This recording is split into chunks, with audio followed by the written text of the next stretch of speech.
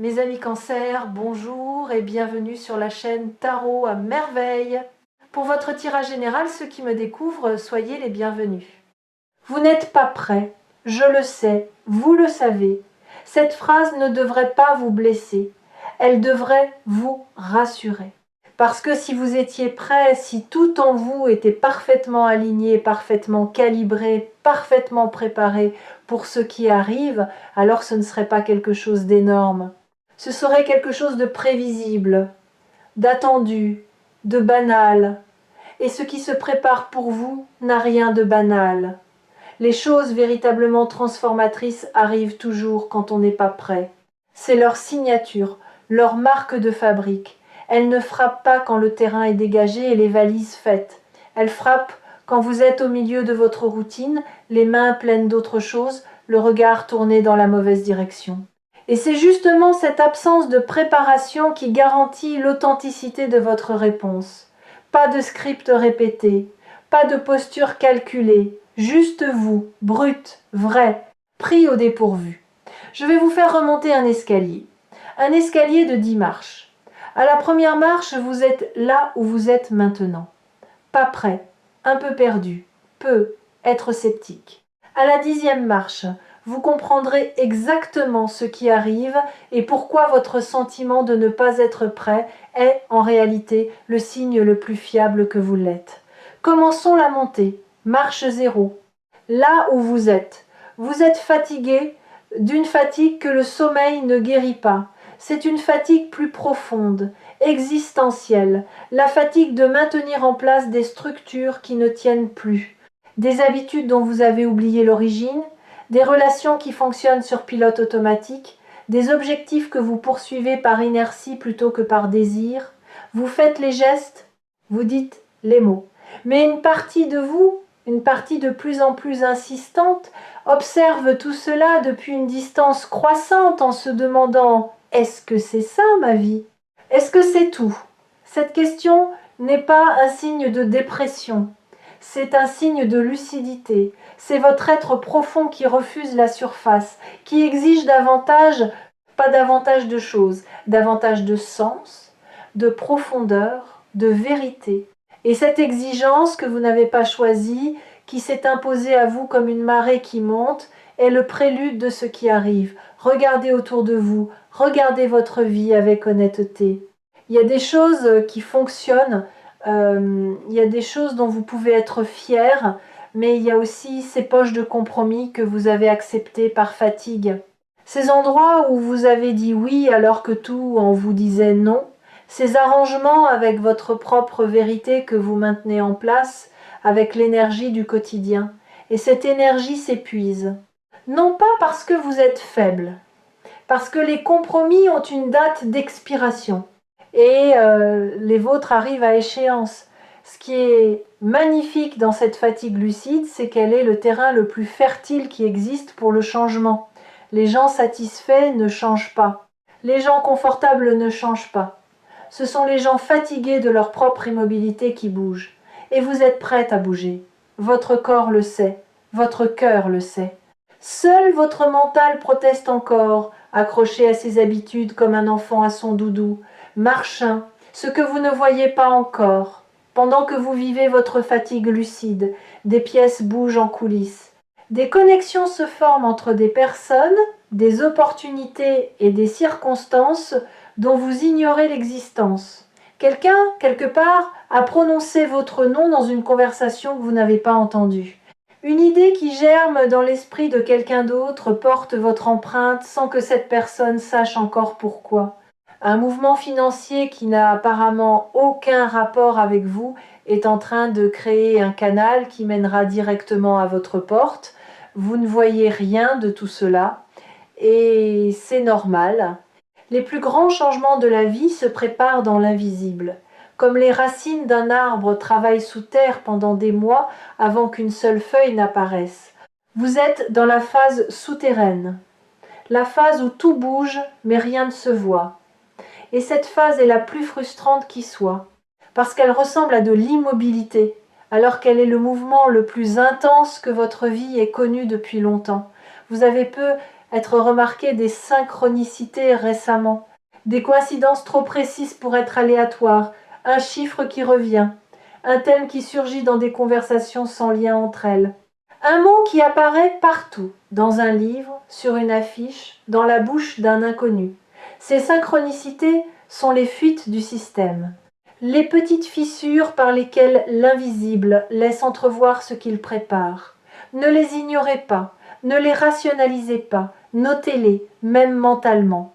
Parce que quand ce qui se prépare se manifestera enfin, vous regarderez en arrière et vous réaliserez que les indices étaient partout, que l'univers ne vous a jamais laissé dans le noir total, qu'il a semé des lanternes le long du chemin, de toutes petites lanternes, juste assez pour que vous ne perdiez pas espoir dans l'obscurité. Marche 2, le paradoxe du non prêt. Voici quelque chose que personne ne vous a jamais dit. Le sentiment de ne pas être prêt est un mécanisme de protection, pas un diagnostic. Votre mental vous dit « tu n'es pas prêt », non pas parce qu'il a évalué objectivement votre niveau de préparation, mais parce que reconnaître que vous êtes prêt l'obligerait à céder le contrôle. Et le mental déteste céder le contrôle. C'est son travail de tout anticiper, tout calculer, tout prédire. Et quand quelque chose d'énorme approche, quelque chose qui échappe à ses calculs, il panique. Et sa panique prend la forme de cette phrase rassurante en apparence, mais paralysante en réalité. Tu n'es pas prêt, attends encore, le moment viendra, mais le moment ne vient jamais. Pas selon les critères du mental, parce que le mental pose des conditions infinies. Quand tu auras assez d'argent, quand tu seras assez confiant, quand les circonstances seront idéales, quand tu auras un plan B, un plan C et un plan D, ces conditions sont des portes qui ouvrent sur d'autres portes qui ouvrent sur d'autres portes. Un labyrinthe sans sortie conçu pour vous maintenir dans la salle d'attente de votre propre vie. La vérité est que vous êtes prêt, pas au sens où tout est en place, au sens où tout ce que la vie vous a appris jusqu'ici vous a équipé pour ce moment. Chaque épreuve était un entraînement, chaque échec était un tutoriel, chaque douleur était un calibrage. Vous ne le voyez pas parce que vous cherchez la préparation dans les mauvais endroits. Vous la cherchez dans vos certitudes alors qu'elle vit dans vos cicatrices. Marche 3. L'argent qui change de forme. Parlons de ce qui arrive sur le plan financier. Parce que le mot énorme dans le titre de cette vidéo n'est pas une exagération.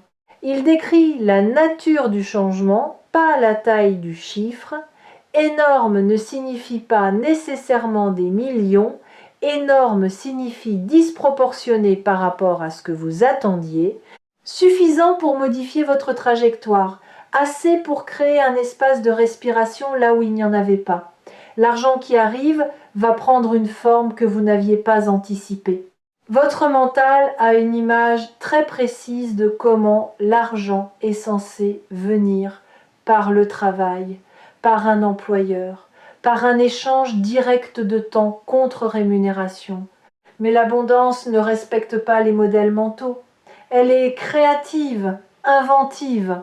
Elle emprunte des chemins que votre imagination n'avait pas cartographiés. Peut-être que cet argent viendra par une résolution inattendue, un vieux dossier qui se débloque, un remboursement oublié qui refait surface, un héritage dont personne ne parlait. Peut-être qu'il viendra par une proposition. Quelqu'un qui reconnaît votre valeur dans un domaine que vous aviez sous-estimé et qui met un chiffre sur ce que vous considériez comme sans prix. Peut-être qu'il viendra par un déclic intérieur. Une idée qui s'illumine soudainement avec une évidence qui vous laisse pantelant et qui, une fois mise en œuvre, génère un flux que vous n'aviez jamais cru possible. Quelle que soit la forme, elle vous surprendra. Et cette surprise sera la preuve que ce qui arrive dépasse votre mental. Parce que ce que le mental peut prévoir, le mental peut aussi limiter. Ce qui vous surprend échappe à cette limitation. Et l'illimité est exactement ce dont votre vie financière a besoin en ce moment. Voici ce que je perçois avec clarté. L'argent qui arrive ne sera pas seulement une somme, ce sera un déclic, le genre de déclic qui change votre rapport à l'argent de manière permanente. Jusqu'ici, votre rapport à l'argent était un rapport de tension. Vous pensiez à l'argent avec le même état d'esprit qu'on pense à un prédateur, avec vigilance, avec méfiance, avec cette hyperconscience anxieuse de sa présence ou de son absence. Après ce déclic, votre rapport sera différent, plus détendu, plus fluide, non pas parce que vous aurez soudain des millions, mais parce que vous aurez expérimenté de manière concrète et incarnée que l'argent peut venir à vous sans que vous ayez à vous épuiser pour l'obtenir, que l'effort n'est pas la seule monnaie d'échange, que parfois la réceptivité produit davantage que l'acharnement. Et ce déclic, une fois vécu, ne peut pas être dé. Il s'installe dans votre système comme une mise à jour irréversible, et chaque interaction financière future sera colorée par cette nouvelle compréhension. Vous négocierez différemment, vous demanderez différemment, vous recevrez différemment, non pas parce que vous aurez appris une technique, parce que vous aurez vécu une expérience qui a réécrit vos règles intérieures. Marche 4. L'appel qui couve. Il y a un appel dans l'air. Pas seulement un appel téléphonique, même si c'est la forme qu'il prendra peut être. Un appel au sens large, un contact. Une manifestation de présence de quelqu'un que vous attendez sans l'admettre. Cette personne traverse un processus parallèle au vôtre. Elle aussi se sent pas prête. Elle aussi hésite. Elle aussi porte un mélange d'envie et de peur qui la maintient dans un état d'oscillation permanente. Mais l'oscillation touche à sa fin, le pendule ralentit. Il s'apprête à se fixer d'un côté, et le côté vers lequel il penche, c'est le vôtre. Ce qui pousse cette personne vers vous n'est pas la nostalgie, c'est la reconnaissance. La reconnaissance tardive, mûrie par l'absence, que ce qu'elle avait avec vous n'existe nulle part ailleurs. Pas parce que vous êtes parfait, parce que la chimie entre vous deux, cette alchimie inexplicable qui transforme l'ordinaire en précieux, ne se reproduit pas sur commande, on ne la fabrique pas, on la trouve, et quand on la trouve et qu'on la perd, on passe le reste du temps à la chercher chez les autres sans jamais la retrouver, jusqu'au jour où l'on comprend qu'elle n'existait que là, avec vous. Cette prise de conscience, cette personne l'a eue récemment, pas comme un coup de tonnerre, comme une aube, lente, graduelle, impossible à ignorer une fois qu'elle a commencé. Elle a comparé, elle a essayé autre chose, elle a tenté de reproduire avec d'autres ce qu'elle avait avec vous. Et chaque tentative a confirmé ce qu'elle ne voulait pas admettre. Vous êtes irremplaçable dans son équation. Pas parce que vous êtes parfait, parce que votre imperfection s'emboîte exactement dans la sienne, parce que vos failles se complètent au lieu de se heurter, parce qu'ensemble vos manques cessent d'être des manques et deviennent des espaces où l'autre peut se déployer. Cette reconnaissance tardive est en train de transformer son hésitation en mouvement. Et le mouvement, une fois lancé, ne s'arrête plus. Il accélère, il se renforce à chaque jour qui passe. Chaque matin où cette personne se réveille, en pensant à vous, ajoute 1 gramme de poids au plateau de la balance qui penche vers l'action. Et le plateau est presque assez lourd maintenant. Marche 5. Le milieu de l'escalier, nous sommes à mi-chemin. Arrêtons-nous, respirons et regardons en bas. Voyez le chemin parcouru depuis la marche 0. Vous étiez fatigué, sceptique, pas prêt, et en 5 marches, quelque chose a déjà changé. Pas dans votre vie, dans votre perception. Vous commencez à entrevoir la possibilité que ce qui arrive n'est pas une menace. C'est un cadeau emballé dans du papier que votre mental ne reconnaît pas. Et le fait de ne pas reconnaître l'emballage ne dit rien sur la valeur du contenu. Si cette vidéo vous a trouvé sur Tarot à merveille, c'est que vous êtes exactement au milieu de cette ascension. Ni en bas dans l'ignorance, ni en haut dans la compréhension totale. Au milieu, dans cet espace inconfortable mais fertile où le doute coexiste avec l'espoir, où la peur marche à côté de l'excitation, où vous ne savez pas encore ce qui vous attend, mais vous sentez dans chaque fibre de votre être que c'est réel. Marche 6.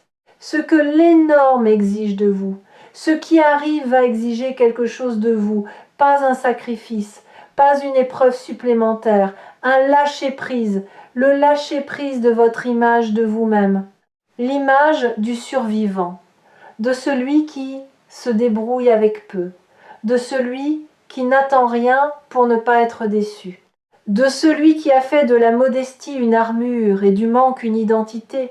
Cette image vous a servi, elle vous a porté à travers des périodes où porter était tout ce que vous pouviez faire, mais elle est devenue trop petite, comme un vêtement d'enfant sur un corps d'adulte.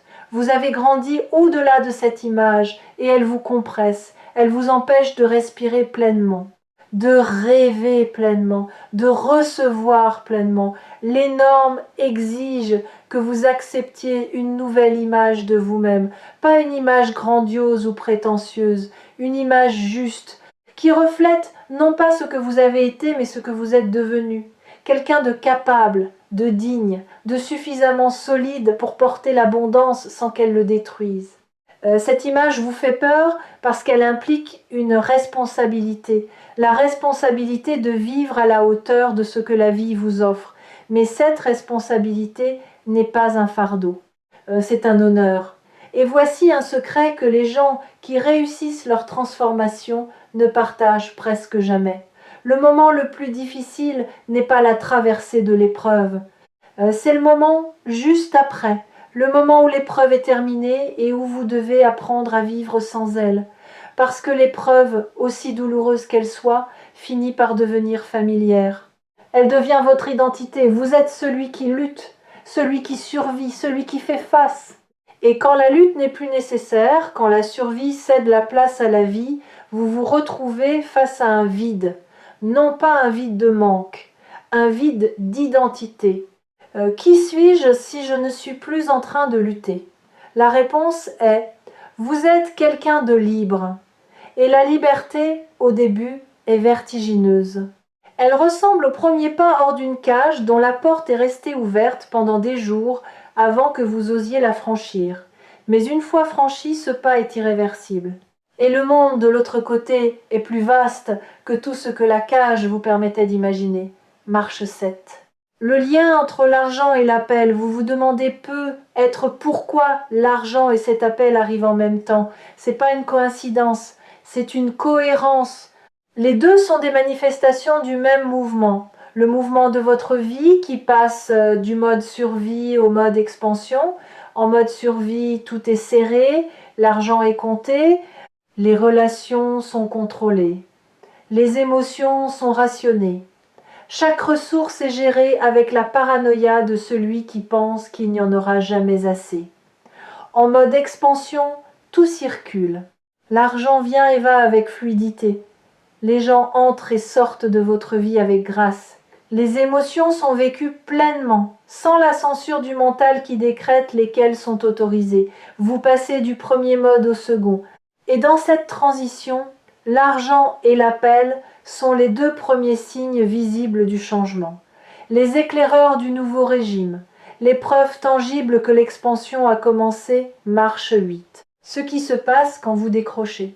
Quand l'appel viendra, quand vous décrocherez, que ce soit un téléphone ou une porte ou un regard, quelque chose d'inattendu va se produire. Le scénario que vous aviez préparé, consciemment ou non, va voler en éclats, parce que ce que cette personne aura à vous dire ne correspond à aucun de vos scripts mentaux. Ce ne sera pas une excuse, ce ne sera pas une déclaration, ce ne sera pas une explication de son absence. Ce sera plus simple et plus profond que tout cela. Ce sera une question, une vraie question, pas rhétorique, sincère. Et cette question vous laissera sans voix, non pas parce qu'elle est complexe, parce qu'elle est exactement la question que vous vous posez à vous-même depuis des semaines sans oser y répondre. Et dans ce moment de miroir, dans cette collision entre la question de l'autre et votre propre questionnement intérieur, quelque chose va fondre. Une couche de glace dont vous ne soupçonniez même plus l'existence parce qu'elle faisait partie de votre paysage intérieur depuis si longtemps, et sous cette glace il y a de l'eau vive, chaude, en mouvement. Cette eau vive, ce sont les émotions que vous avez retenues, les mots que vous n'avez pas prononcés, les tendresses que vous n'avez pas exprimées, les aveux que vous n'avez pas faits, pas à l'autre, à vous-même. Parce que les plus grands aveux ne sont pas ceux qu'on fait aux autres, ce sont ceux qu'on se fait à soi-même. L'aveu que vous vous souciez encore, l'aveu que l'indifférence que vous affichez est un costume, pas une peau. L'aveu que sous le blindage du « j'ai tourné la page », le livre est encore ouvert au même chapitre. Et quand cette glace fondra, quand ces aveux intérieurs remonteront à la surface, vous découvrirez que la vulnérabilité n'est pas la fin de la force, elle est son expression la plus pure. Parce que n'importe qui peut se blinder, mais il faut un courage immense pour rester tendre dans un monde qui récompense la dureté, marche 9, l'avant-dernière. Ici, la vue est presque complète. Vous voyez la marche 0, en bas, minuscule maintenant, et vous voyez la marche 10 au-dessus de vous, si proche que vous pourriez la toucher en levant le bras, et entre les deux le chemin parcouru. La fatigue transformée en lucidité, le scepticisme transformé en ouverture, le sentiment de ne pas être prêt transformé en compréhension que la non-préparation est la forme la plus honnête de la disponibilité, les fidèles de Tarot à merveille reconnaîtront ce moment où le puzzle s'assemble non pas parce qu'une pièce manquante a été trouvée, mais parce que le regard a changé. Les pièces étaient toutes là depuis le début, c'est la perspective qui manquait, et cette perspective vous l'avez maintenant. Pas complètement, pas parfaitement, mais suffisamment pour faire le dernier pas. Marche 10, le sommet, vous y êtes. Et voici ce que vous voyez d'ici. Vous voyez que l'énorme qui arrive n'est pas un événement unique, c'est un basculement. Le basculement d'une vie vécue dans la contraction vers une vie vécue dans l'ouverture. L'argent qui vient est le premier signe matériel de cette ouverture. L'appel qui vient est le premier signe relationnel. Mais ce ne sont que les premiers, d'autres suivront, parce que l'ouverture, une fois amorcée, ne s'arrête pas. Elle se propage. Elle contamine chaque domaine de votre existence avec cette même énergie d'expansion. Et vous voyez aussi depuis cette 10e marche que vous n'avez jamais été pas prêt. Que tout ce que vous avez vécu, chaque nuit blanche, chaque doute, chaque moment de solitude, chaque centime compté dans l'angoisse, chaque relation traversée dans la douleur, tout cela n'était pas du temps perdu, c'était des marches que vous gravissiez sans le savoir. Et maintenant que vous êtes en haut, maintenant que la vue est dégagée, vous comprenez que le chemin n'était pas le problème, le chemin était la solution. Chaque pas vous rapprochait de ce sommet, et ce sommet, c'est maintenant. Quelque chose d'énorme arrive, et vous êtes prêt, pas malgré votre sentiment de ne pas l'être, grâce à lui. Parce que ceux qui se sentent prêts sont souvent ceux qui ont cessé de grandir. Et ceux qui se sentent pas prêts sont ceux dont la croissance est encore en cours. La croissance est votre super pouvoir. Elle est la preuve vivante que vous n'avez pas fini d'évoluer, que le meilleur n'est pas derrière vous, qu'il est exactement là où vous vous tenez en ce moment, au sommet d'un escalier que vous ne saviez même pas que vous gravissiez. Et depuis ce sommet, vous voyez une chose que vous ne pouviez pas voir d'en bas. Vous voyez que chaque personne qui vous a blessé vous a rendu plus sage, que chaque centime perdu vous a enseigné la valeur, que chaque porte fermée vous a redirigé vers une porte meilleure, que la vie ne vous a jamais abandonné, qu'elle vous a guidé avec une patience infinie, à travers un labyrinthe dont la sortie était toujours garantie. Vous n'étiez pas perdu, vous étiez en route. Et la route, aussi sinueuse qu'elle ait pu paraître, vous a mené exactement ici, exactement maintenant, exactement à ce moment où l'énorme frappe à la porte. N'oubliez jamais ce moment. Et quand le vertige reviendra, quand la voix du mental murmurera de nouveau que vous n'êtes pas prêt, revenez sur Tarot à merveille, revenez à cet escalier, revenez à ces 10 marches, Et rappelez-vous ce que vous avez vu depuis le sommet, vous êtes prêt, vous l'avez toujours été, et ce qui arrive va enfin vous le prouver. Pas dans un murmure, dans un éclat, l'éclat silencieux de quelqu'un qui comprend enfin que sa vie n'était pas en pause, qu'elle ne l'a jamais été, que chaque seconde de ce qu'il prenait pour de l'attente était en réalité de la construction, et que le bâtiment est terminé, la porte est ouverte. Et de l'autre côté, il y a tout ce que vous n'osiez plus espérer. Entrez, c'est pour vous, ça l'a toujours été. Et le seul billet d'entrée qui ait jamais été requis, c'est le courage d'y croire. Ce courage, vous l'avez, maintenant utilisez-le.